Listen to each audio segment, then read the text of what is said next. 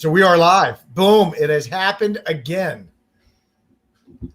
I am in New England. You, DC1, are in wonderful Germantown, Tennessee, also / Millington, Tennessee.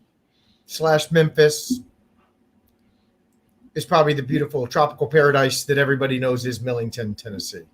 Oh no, we're having actually can we say tropical storms? I'm not really in the tropical area, but we have like tornado warnings and the sounds. You'll hear the thunderstorms in the background. It's kind of crazy today. That'll add a nice little ambiance to what we're doing today. The thunderstorms. Hopefully, I don't get tired because I fall asleep in the rain. Love to take naps. So, you're not going to get tired this episode. I am not going to be tired this episode. You know why? Why? April Beldo, Fleet Master. So it's and like we talked about last week, that's because you guys are BFFs. That's what you told me when you said, "Hey, I got Fleet Beldo right here on my phone." She might forget, but I say we are. I tell everybody else like that's my girlfriend. We're good friends, and yeah. That's good. She doesn't know it yet.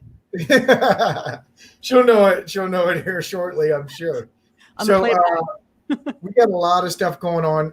What we need to do that usually we start with this: like, subscribe, share, bells and whistles, all that stuff, so you can follow and get this stuff out there. And like I've always said, I think sharing is the biggest thing. Number one, sharing is caring, especially with snacks. But with leadership content, the more people that get the leadership content, the better, not just for our Navy, but for our world. So, because a lot of leadership is just treating people correctly, treating them right, treating them with the appreciation, the respect, and the encouragement that they all deserve. So that's the big thing. Please share, please like, bells, whistles, notifications, all that fun stuff. That's right. And you can find us on Facebook, right? The Leadership Within, as well as YouTube, The Leadership Within. So, yes. And I will tell you, we set a record last week with our leadership council, if you will, of Master Chief Kirby and Master Chief Bell. We had, between the two platforms, over 9,000 views. That's great. And I'm sure that everybody sat there and watched every second of it, which is even better because 9,000 views means they watched all of it. At least that's what I tell myself. So, but the good thing I like how you look to the side. You're like, yeah, you got to take it. You got to take it where you can get it. So, big news coming up at the end. It's like our tagline, right? Big news. Of course, please comment. Boom, if you like it. Yep. Thumbs up. Thumbs up. Boom. Let us know where you're from. Yeah, where you're tuning in from, because we do have the two different platforms on Facebook as well as YouTube. So we'd love to know where you're streaming from, as well as maybe where you're at out of state, out of country, wherever you're from. Share. 100%. And please, please, please ask questions. Fleet's given up her time and very gracious of her. But ask us some questions. We did get some questions offline. We tried to incorporate them into the questions that we have. But I've also encouraged some of the people that sent me the questions to go ahead and put them on here as we go through the day. So, awesome. DC1, are you ready to introduce? Do you want to do the drum roll for Fleet Beldo? Pop up on your screen. Here she comes. Boom! It is. We weren't joking, folks. There she is, Fleet. Hello. Hello. Hello. All right. So, well, thank you first off so much for being here, giving your time to us and to the sailors that are out there and everybody who kind of listens to us. So we are very appreciative of you and your time. Thank you so much for being here, Fleet. Yes. No, absolutely. And thank you so much for thinking about me and remembering me. And you know me, I don't have no issue sharing when I can. Again, not to poke when I'm not asked to, but you asked me to. So, of course, thank you so much, Master Chief Rodney. Well, no, and thank DC1 Scott. She is your BFF, is from what she told me. Everybody's my BFF, and I claim it. Absolutely. Yes. Absolutely. Thank you. That was not a story. She has honor and integrity, so she would never lie about anything. No. Good stuff. So we have about 1 million people watching us right now. Those are completely made up numbers, but we'll go with it. So we do have, I am seeing DC1. Where do we have people coming in from? Because I see a lot of Oh gosh. more than what we normally have. Yep, we have Japan, San Diego, NRD Richmond, NTAG Portland, Texas, Chesapeake, Virginia, Texas. We also have, did I say Pearl Harbor? Yes, San Diego, Pennsylvania, New Mexico, again, Virginia, Lemoore, California, Great Lakes, New York, aloha from Hawaii. Gosh, it just keeps going. Illinois. Well, let's not forget, they don't want to see me. They want to talk to you guys and see the great things that you're doing, the leadership within. How cool is that? It is. You know, so have we ever told you the story real quick, Fleet, of how we got started? Please. So I forgot how we got started because it was so organic in nature. So DC1 had to remind me the other day. So I will tell you the part that I remembered, and I'm getting a little long in the tooth, or I would say gray, but I don't have anything to go gray.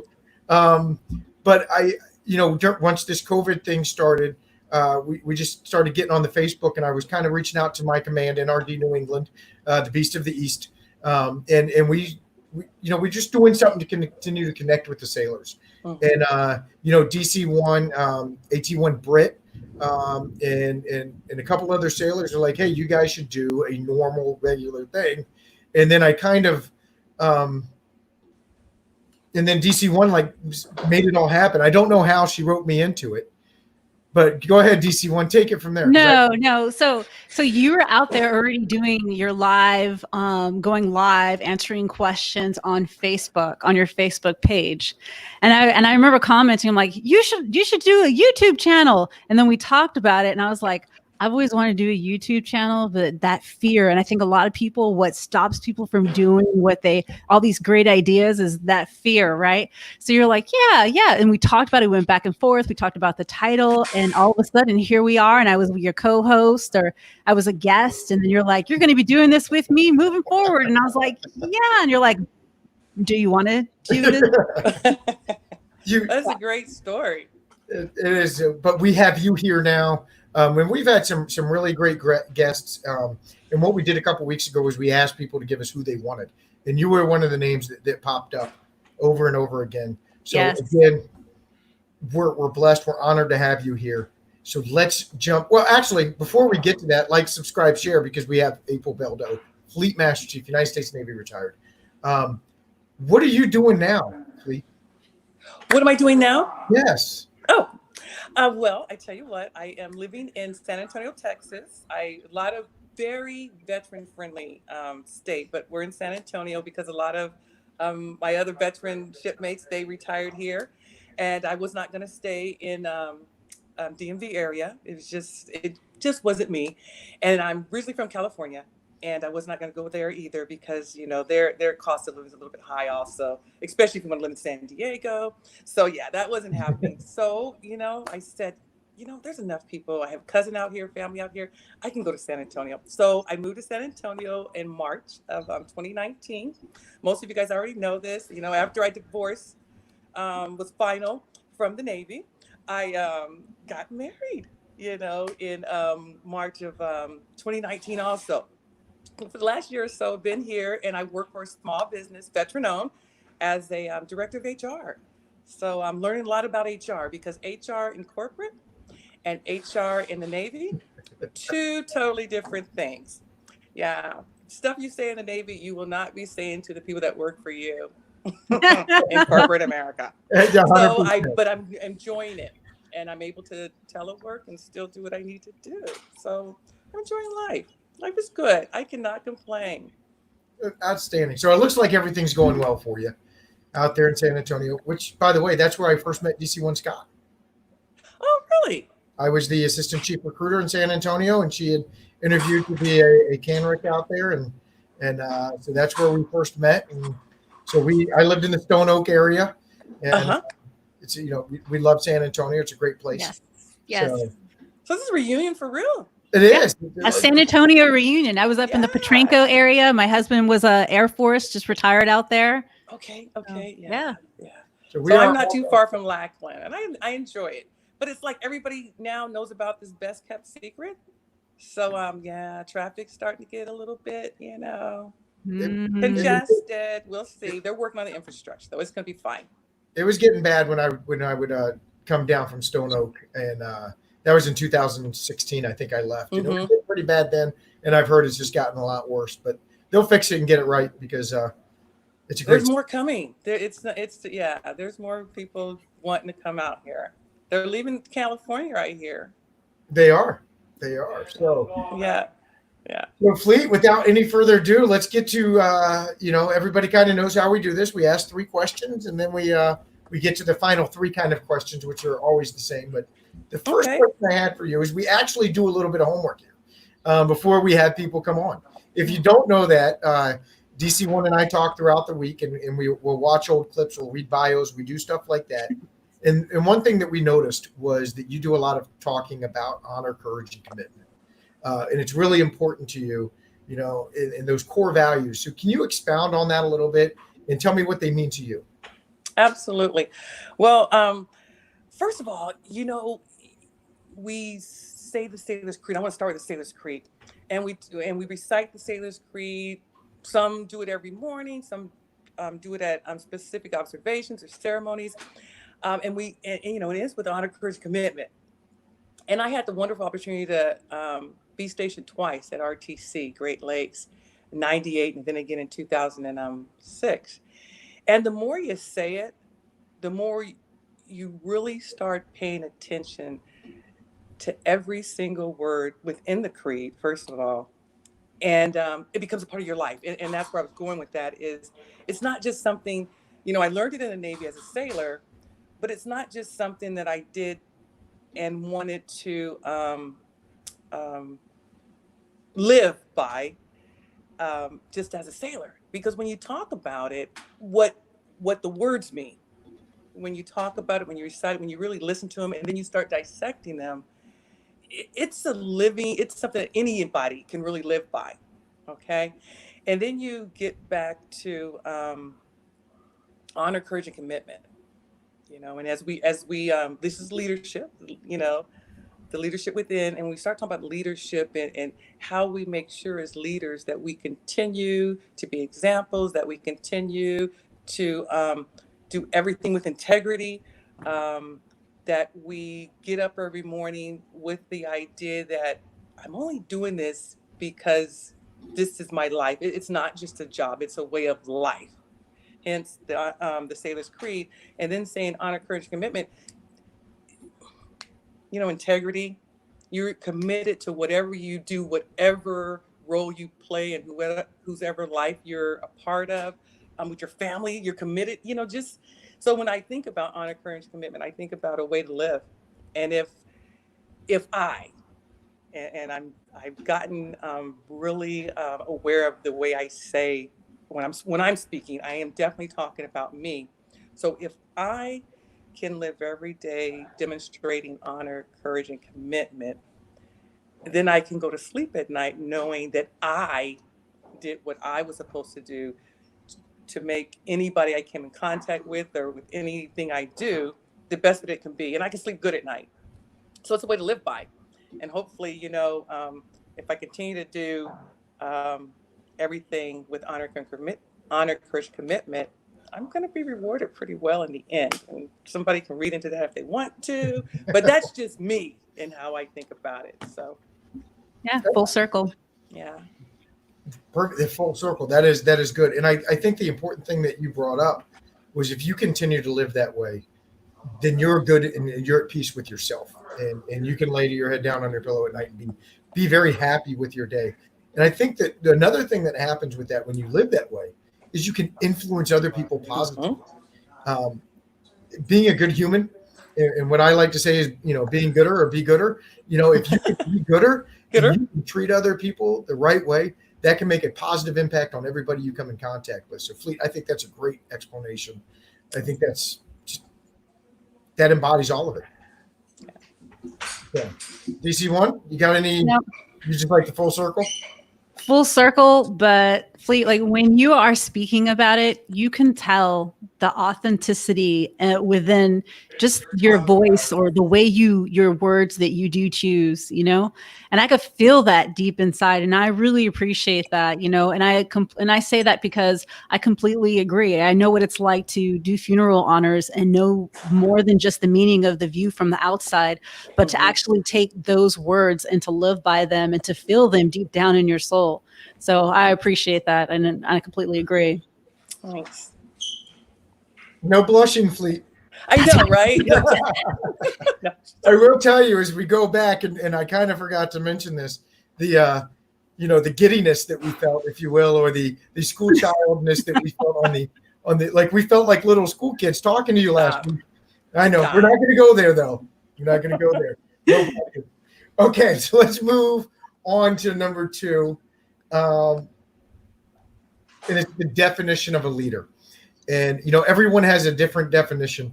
And I think maybe in some cases, everybody needs a different type of leader in some aspects. Can you tell me what your thought process is of leadership and what your definition of a good leader or thought process of a good leader is? Okay. I'm waving bye to some people that are leaving. I'm sorry. Okay. I was having work done in my house. Yeah. Thank you so much. Goodbye. Good leader. Let's just talk about leader. Okay. Because I take the position of leadership very seriously, no matter what you are doing. And again, I'm trying to be very respectful of the fact that I do realize that I have retired. Okay, that's where I'm going with that. So no matter what, who you work for or what you're doing or who has put you in a position of leadership, I believe that first and foremost, that as a leader, we have been entrusted to make sure that we are leading whoever is following us and whoever we are following as leaders, that we're committed to the task. So there's the commitment word again. As a leader, if you are not going to be committed to the task at hand, then we need to be able to be honest with ourselves and to the leader that has asked us to step up and tell them that we are not ready to take on the characteristics of a leader. And when I talk about that, I mean being able to, first of all, know that as a leader, I don't know all the answers. I can always learn from somebody else, senior or junior than me. And I am going to make mistakes as a leader and acknowledge that when I make a mistake and then correct it. But my philosophy is I will only get one opportunity to make that one mistake. I will probably make a lot of mistakes, but I'm only going to make that one mistake one time. And then I'm going to learn. I'm going to get some counsel. I'm getting some guidance, some instruction, and then I'm never going to make that one mistake again. Being a good leader is being open and being honest and being willing to look people in the eye and tell them, as a leader in my position to senior personnel, I had to be comfortable with sharing with those that I had the opportunity to work for. I use this example. I'm there to let the emperor know you are butt naked, okay, sir? You have no clothes on, ma'am. Yeah. And that's a hard thing to do, but that's what leadership is. It is very difficult. And it's being able to acknowledge, I screwed this one up. And look your sailors, your team in the eyes and say, yep, I did that. I screwed that up. And but I'm gonna fix it. And I'm not gonna make that mistake again. And then being able to acknowledge that this is not a popularity contest. I used to tell my little story to the Chiefs mess. We are never gonna go to the Oscars. We're not gonna go to the Grammys. We're not gonna go to the, Essence Awards. We are never gonna walk the red carpet. and be able to walk up on stage and say, you have been nominated, you know, and be the Sally Fields and say, they love me, they really love me. As leaders, I would like to be respected. I would like for individuals, I would like to be an influencer, you know, but popularity. And I'm saying that to say there are going to be some times when you're going to be the only one that's going to finally stand up in front of the room and say, yeah, this is not correct. This is wrong. We jacked this up. And everybody's going to look at you. And nobody's going to want to eat lunch with you anymore. And as everybody knows who's ever worked for me, I'll tell you, in the Navy, 1st and the 15th. And as long as you're doing right and you're getting paid on the 1st and 15th so you can take care of your needs and your family's needs, I'm sort of okay that I got to eat by myself. Okay. So that's why I say leadership is difficult, but being able to look yourself in the mirror every evening and know that you did right by the sailors you worked for, in your case, DC-1 and Master Chief Rodney, DC-1 Scott, Master Chief Rodney, and those that, you know, have asked you to do something, sir, I get it. That's not what you wanted to hear, but that's what's right. And here's where it says that in the book. There's the other part. As leaders, we better be credible and know what the heck we're talking about. And before we open our mouths to give that advice or to share with, you know, setting people up for success, we better know what we're talking about, because you have one chance to lose trust. And it takes a long time to build it, right? It takes a nanosecond to lose it. So those are all the things that I think about when I think about strong leadership. And it's tough. I will own that every day of the week. Some people out there make it look real easy, but everybody needs to know. At the end of the day, when you walk back and sit in your, you know, office by yourselves or drive home or whatever the case may be, you know, it's very heavy. It's a heavy burden to carry. But the rewards you get, I talk about RTC, you know, and being the CMC there every Friday. Every Friday. It was like, okay, I can go back and do this again. I can go back and do this again, because those individuals that the folks at RTC were setting up for success as they graduated on those Fridays during passing review, that's the stuff that causes you to continue doing right in your leadership role.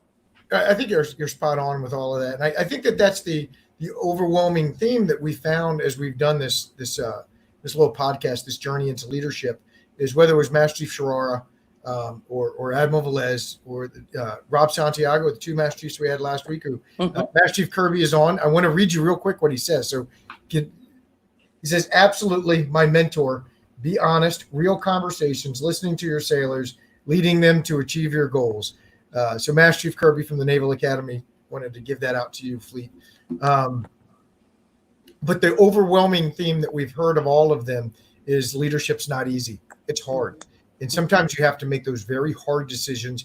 You have to be, I don't want to say you're going to be ostracized, but it may happen. You may have to eat lunch by yourself sometimes, but you have to make the right decision and look at the problem holistically and make that right decision at that point in time. And like you said, sometimes just tell the emperor you don't have any clothes on. You need to go get dressed, because the road you're going down is incorrect. And that is not easy, just like you said. Yeah. So again, everybody, please like, share, comment, post, booms, thumbs up. April Beldo, Fleet Master Chief, United States Navy, retired. She is here. If you have questions, please put them down. And DC-1 will get them to them at the end, and hopefully Fleet will have a little bit of time to answer them. So we're going to go to our final question. Okay. And, the final question is, we all have obstacles throughout our naval career, and it's always interesting how people overcome those. So what were some of the obstacles that you found, and how were you able to overcome those obstacles? Well, I tell you, I think, there's a lot of change. In 33 years, you go through a lot of change, and things change, and leadership change, and people are coming, um, um, coming into leadership positions with their, own positive agenda. So, so I guess here's some things I'll share with you. I was talking to somebody else about it, and they asked me the question, and I did not realize until I knew I was preparing for this particular session, and then we have another one next week. Is tailhook. I was stationed at Naval Air Station Miramar when the Navy owned it. Top Gun during tailhook. Um, and the transition, with regards to as a organization that we went through, and just dealing with the sensitivity of that issue. Okay. Um, as we transition to not taking advantage of our shipmates. So that was the tailhook, and how um, some individuals, they don't understand that right is right, and we've been doing this for so long. So, what's the big deal? And people say that today. And one of the things that I would share with young sailors as we were walking down the pier or whatever, in the exchange or whatever, and I would call them aside to share some training with them. Well, nobody else said anything to me. I would apologize. Well, I'm so sorry that you've been allowed to do this for this many years. Or I apologize that, nobody told you but let me explain to you why you shouldn't be doing that, and what the instruction says you should be doing today. So I guess one of the obstacles that I had was, again, as a African American female coming into the chief's ranks, getting put in leadership positions. That wasn't. Some people just weren't used to that, for lack of a better word. They didn't see that. I could not believe my own sailors, African American sailors, male and female, when they came to boot camp as RDCs. They had never seen a Black female chief. And we're in 1998, I'm saying. So I'm saying that to say, if they hadn't seen it, that means other people hadn't seen it either. And we don't know how to act when something's new. So just dealing with being in leadership position and having to um, dismiss that, well, just because this has never been done, or just because nobody told you this was wrong, and having to correct it, that you can get tired of that. But again, as leaders, we don't get tired. We say it over and over again, and then right when we think that they get the message, you have to start saying it over and over again, because somebody wasn't present when information was put out. So communicating that as just a leader back in the early 90s. I'll share that with you, in the early 90s. Introducing leadership to certain observances, because you remember, for a while there, the Navy was not very totally proactive. That's where I'll use totally proactive in observing any type of observances. We had like one or two, and then all of a sudden the calendar got filled with more. And how do we make sure that our leaders understand that, yes, this is important to our sailors? And I get it. I know we have the on-stores. I know we have to get underway. I know we have to, prepare for this inspection. However, when we do not, as leaders, when we do not think anything's important, then the future of leadership doesn't think it's important. So having to have those conversations, and the light bulb coming on, because it always did come on. I was very blessed to have good leadership as part of the triad. Doesn't mean we always got along, doesn't mean we always agreed, but we all were able to have conversations and listen. And, you lose a few, you win some, you lose some. Okay, that's fine. But just though, that gets tiring. I'm just saying, and that was exhausting for me after 34 years. So, and I'll just say I made chief in 1995. Okay, so from 95 to 2000 or 2020, having to have conversations, whether it was about um, how to treat your shipmate, sexual assault, sexual harassment, what part of treat people like you want to be treated do you not understand? What part of keep your hands to yourself do you not understand? It was exhausting. That is exhausting. Um, but yeah, it's just, and I'm saying that I want to say this, being bold enough to tell a shipmate to keep their doggone hands to themselves is not something I tell other sailors to do. And I mean, everybody keep your doggone hands to yourself. I say that because I had to say, okay, here we go.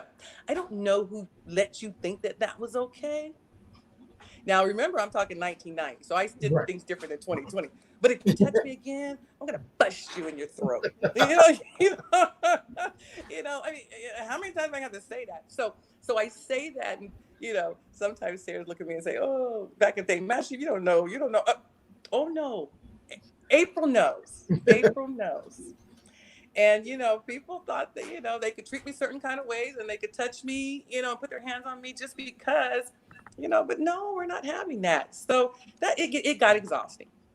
It did, but I wouldn't change anything. I'm telling you, I wouldn't change anything that I had to go through from 1983 until I retired. And towards the end, please, it wasn't like that. But in the 90s, 90s, I wouldn't change anything because that's the stuff that allowed me to have conversations, candid conversations with DC1 Scott and with Master Chief Rodney, and not care about what you thought about me after I, left the room. Remember the uniform change that I was involved in? Oh my God, nobody went.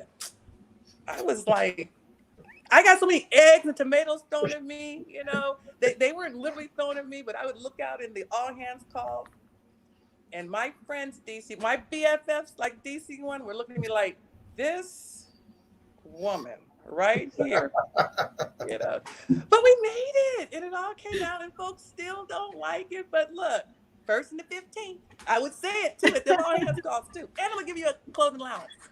All right. Well, that's good. And as you come up, everybody faces obstacles. You face different obstacles than what DC1 has to face, but that's because you helped create the new environment.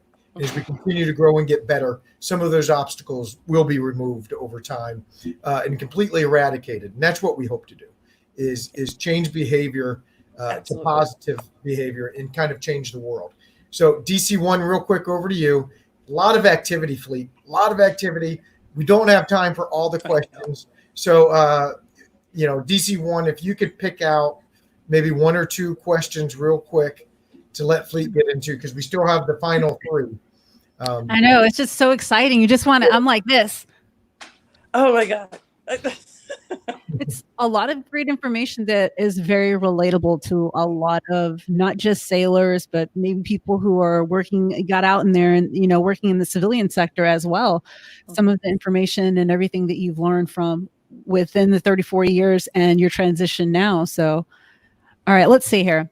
All right, Henry Martinez. I'm just going to go ahead and read off. It looks a little bit long, but number one, leaders from the front. Number two, have self-confidence. Okay, so it's just a lot of commenting off of some of the information that you have shared. But let me go to a couple of questions that we have here. Foster says, in my humble opinion, if she would have stayed in... Stop, don't even phrase rest. Yeah, let's don't do it.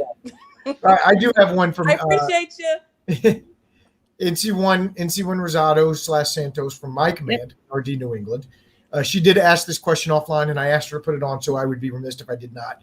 Okay. Ask the question. As a female leader, what has been the most significant barrier in your career?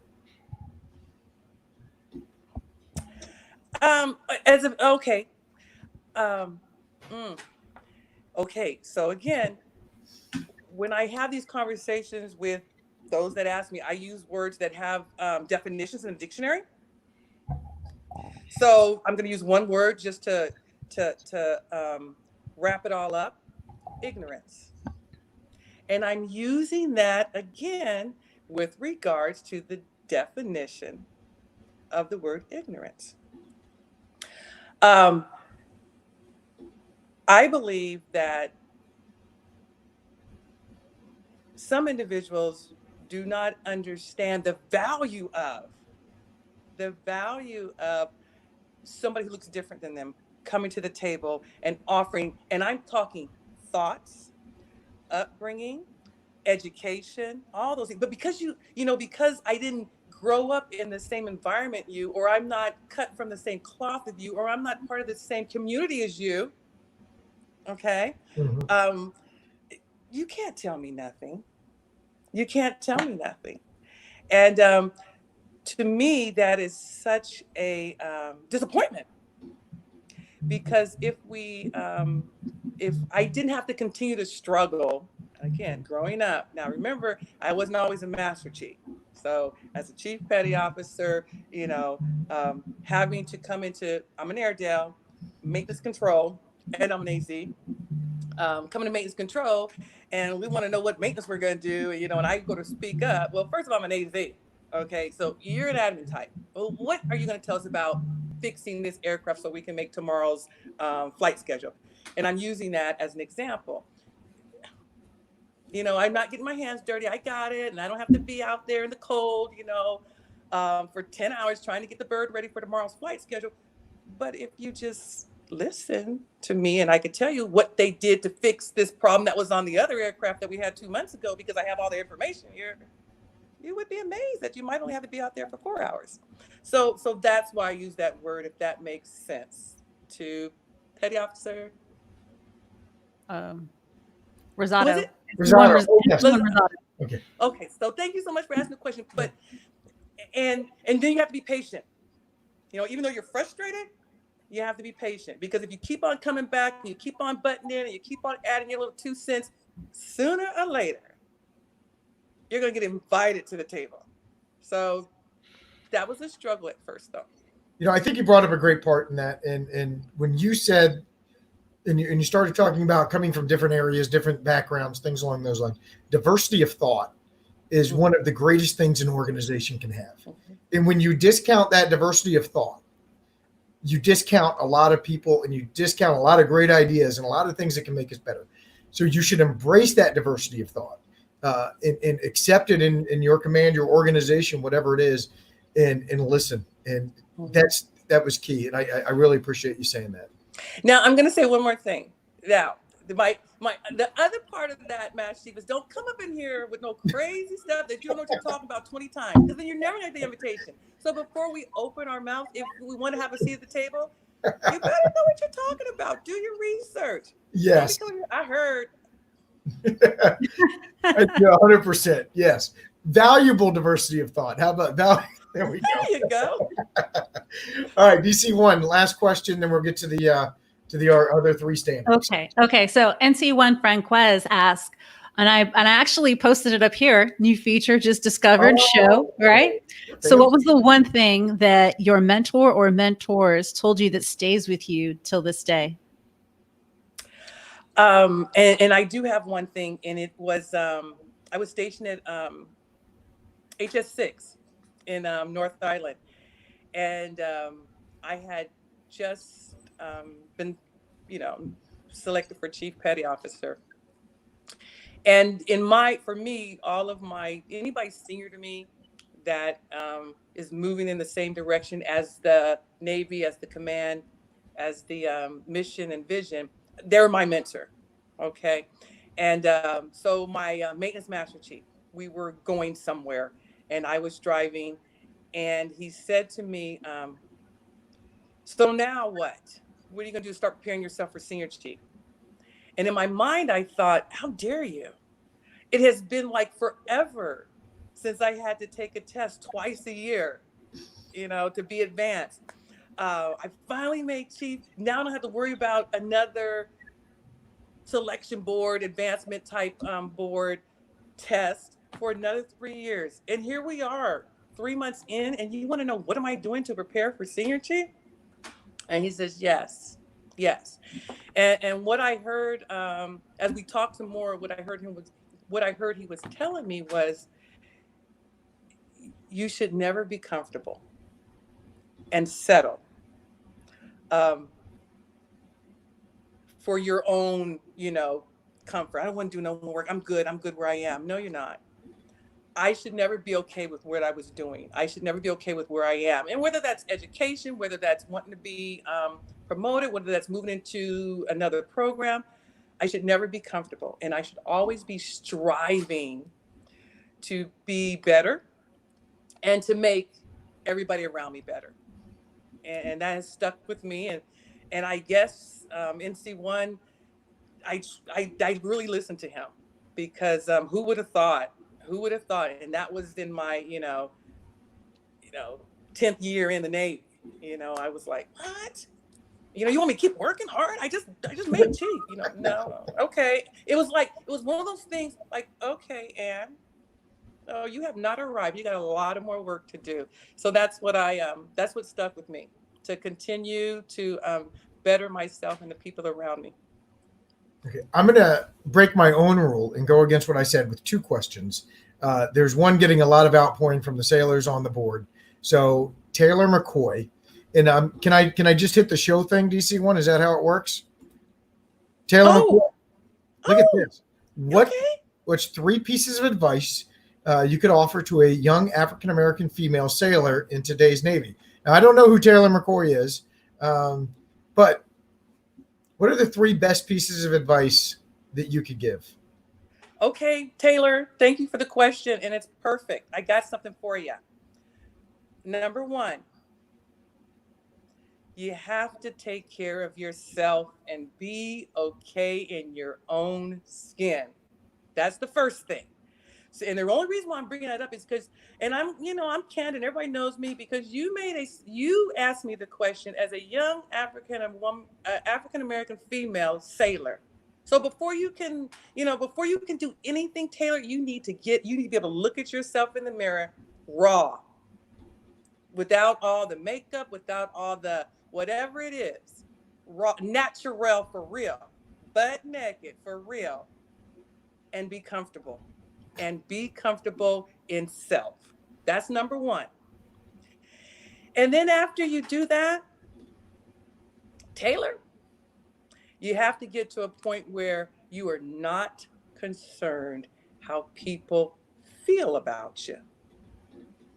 How people feel about you. Because there's always going to be someone in the room, in your own circle, that you are not going to be able to please. And I believe if you treat other people the way we want to be treated, whether they treat us that way or not, we are going to get what's best for us. And then we're going to cut them loose, because they don't have our best interests in mind. And that might be, at the end of the day, one of your besties. You might have to cut them loose. And then the third thing would be don't ever let anybody tell you what you can't do. Don't ever let anybody tell you what you can't do. Stay focused. Move in the direction that you need to be moving so you can do what you want to do. Now, you might not ever achieve that goal, but you're always moving in the direction to reach that goal. And at the end of the day, if you don't achieve it, another door, I promise you, will be open for you, and you can still be comfortable looking at yourself in the mirror, because you're okay with you and you did what you could do, because we are not in control of every situation. I'm going to drop the mic. I'm done. I'm so exhausted. That was exhausting. Oh, you're not done. You're not done. You signed up for this. We gave you the chance to back out. No, the next 3 are softballs, though. These next 3 will be easy. Softballs. Just we're going to put it right. Okay, good. For you. Okay. So the next one is really, really good. What's your favorite leadership book or book that has taught you about leadership and why? Well, I'm going to be honest and say, I don't know if this is my favorite one, but I am reading one right now that I've looked through before that I've, because I'm always jumping around with different books, but I'm going to bring this one up. And I put this on my Facebook page. I don't know if anybody read it, but okay. I don't know how to do that. Okay, there it goes. All right. Navigating the Seven Seas. Navigating the Seven Seas was written by a father and son.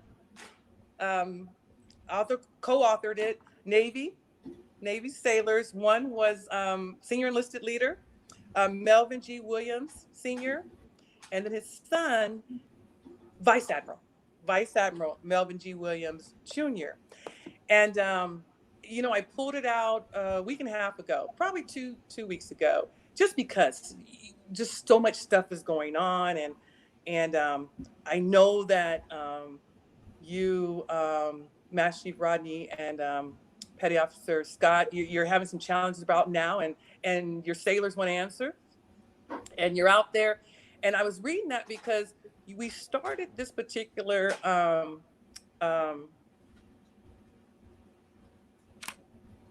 back and forth this afternoon about honor, courage, and commitment.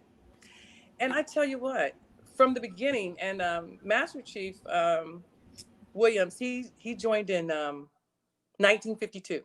He joined the Navy in 1952. There were not a lot of ratings that that he was able to serve in. And I'm not going to give it away. I'm just going to say, buy the book, get the book. I don't have any money coming to me. I'm just for me, but I don't want to give it away. But I was amazed because the things that the Seven C's is a play on words, and it's really talking about the seven alphabet C's. But he talks about character, competence, courage, commitment, caring, communication, and community. And, I was like, back in 1952, character was then a major attribute of a leader. And here we are in the 21st, century, 2020, and character. If leaders don't have character, I cannot foresee them being positive, influential leaders. I don't like to use good and bad because those words are easy, but yeah. So that's the book, Navigating the Seven C's. I'm gonna do a shout out to Miss Rosa Wilson. She's the one who introduced me to the book, retired Command Master Chief in San Diego. But yeah, and I thought the first C is character. So it's almost like before we even get on with this leadership thing, let's talk about your character. Let's talk about your character. So that's I know I talk long-winded, but that's my book. It's good. We're not over an hour yet, so it's okay. Okay. So the next one is quote. Favorite quote, okay. Leadership quote. Oh, you guys, I was prepared though. So here's my leadership quote.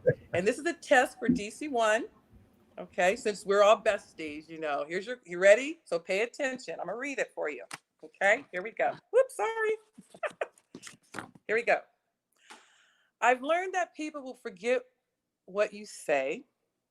People forget what you do, but people will never forget the way you made them feel. Who's that quote by, DC1 Scott?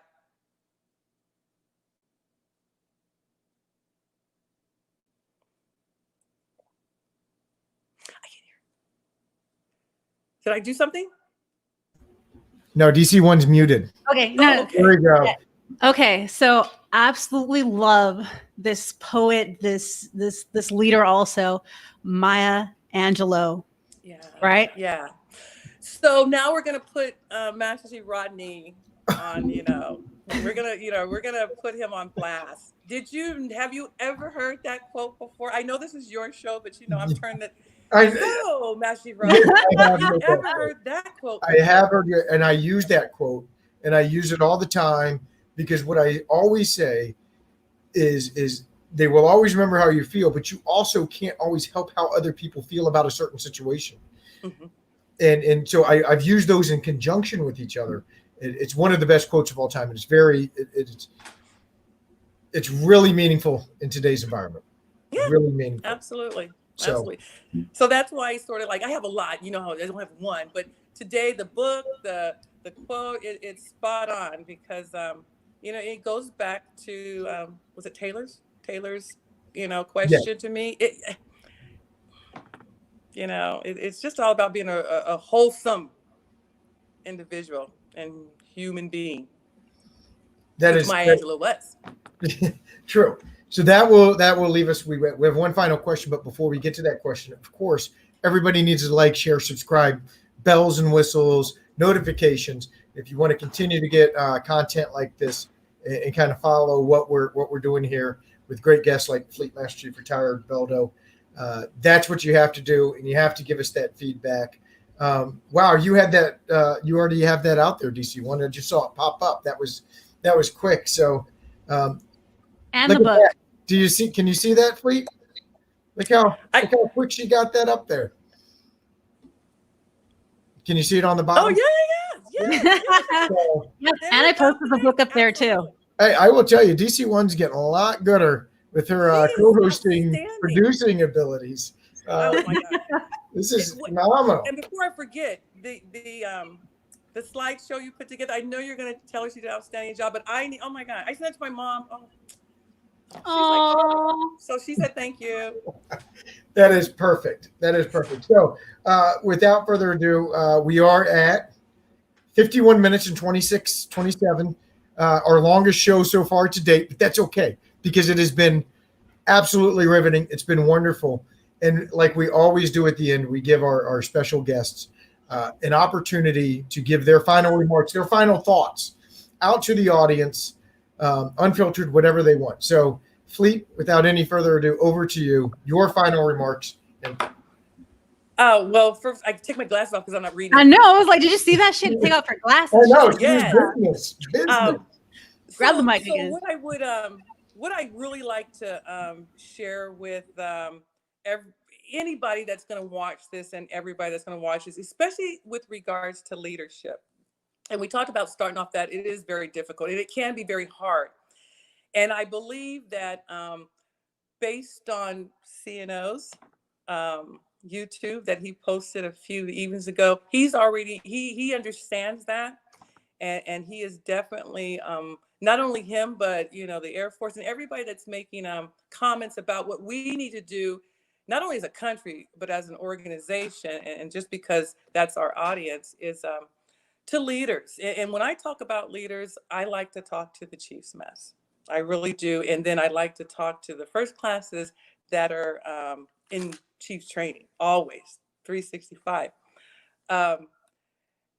There is a message that our young African American male and females, they do want to have a conversation. And I applaud senior leadership for asking leaders to be patient and have the conversation.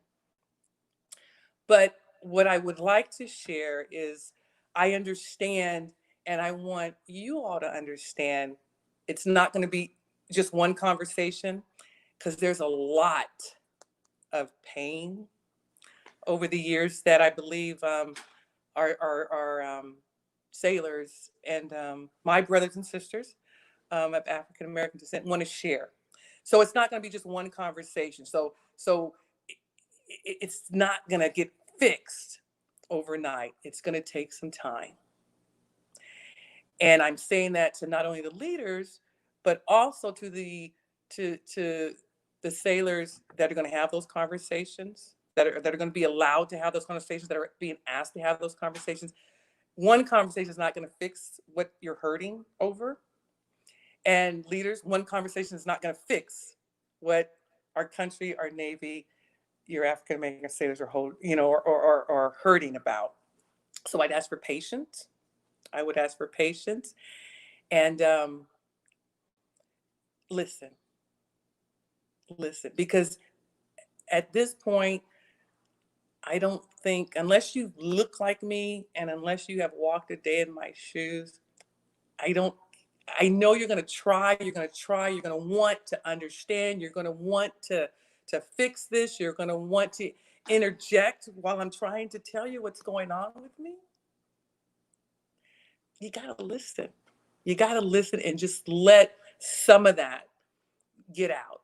Just because it's the first time somebody says, what can I do? Or how can I help you? Or baby, you can't. You can't.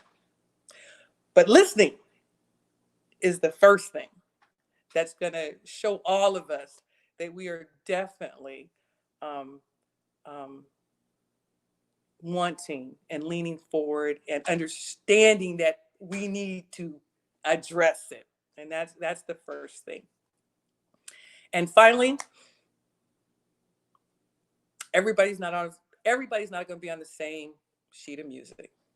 Everybody hasn't been on the same sheet of music for 230 something years. But it's a move in the right direction. And I believe that the country is going to be better coming out of this, which means our Navy is going to be better. So I thank you all for being open and willing to address it. I thank you, DC1 and NCC and Rodney, for having me on the show. I think it's a beautiful thing. It's an outstanding way to keep connected when we're going through this coronavirus. And at some point, I'm going to be able to fist bump you. We ain't shaking hands yet, okay? I don't know if we ever gonna be there, but I'll fist bump you, elbow bump you. But thank you so much for being allowed to have this forum. I am not the only leader that knows something about leadership. I am not naive enough to think that. But if nothing else, I'm one of the compassionate ones that I appreciate you having me on the show. And if there's anything I can do for either of you, had a chance to talk to the team out here in San Antonio before this all happened, but don't ever hesitate. Don't ever hesitate. I will answer up, and thank you for what you all are doing out there in spite of. Go Navy. Beat Army. That's Master Chief Kirby said I had to say that. I wasn't going to do that. I wasn't going to say that, but I saw him last week. Thank you guys so much. I appreciate you. Fleet, thank you. We're appreciative. Powerful words, powerful statement. And we do appreciate you coming on board here. And, we're going to continue to grow this Navy and get better every single day. And I agree with you 100,000%. I think we're going to come out this as a stronger nation, a better nation. And at the end of the day, this is going to make us a much, much more cohesive team in the United States Navy. And I believe that. And I appreciate you giving those kind words to everybody out there. Yes. DC1, I'll hand it over to you so you can tell your BFF goodbye. Fleet, thank you again so much on behalf of all of the sailors and everybody tuning in today. Thank you so much for being available. And we appreciate all of your words of wisdom, as well as, where you speak from. And we could tell that it's very authentic, like I've mentioned before, and just that you really mean those words and discussions and things that we've talked about today. So we really appreciate you making time for us and sharing that with us today. Thank you all. And like I said, it's about you all on the tip of the spear, even in Germantown, Tennessee. Thank or you for Boston. what you do. Or Boston. All right, Fleet. Thank you. We're gonna minimize your screen. You'll be kind of coming off. So appreciate you again. Thank you, Fleet. DC1. Wow, powerful.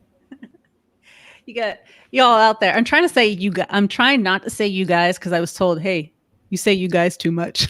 I didn't mean it. Hey, I'm from Cali. We say y'all and dude and rad and you guys. So I don't mean by gender specific. Do you really say radical? Do you say I did. Rad. You will not believe this, but I used to skateboard when I was younger. I'm like a tomboy, and it wasn't until, that's my senior year of prom, I started wearing lip gloss. But let me tell you all out there, this is the reaction of when we say Gideon on the phone for the first time with Fleet. I'm not kidding, right? I'm sure this was a Master Chief on the other side too, because this is how I was.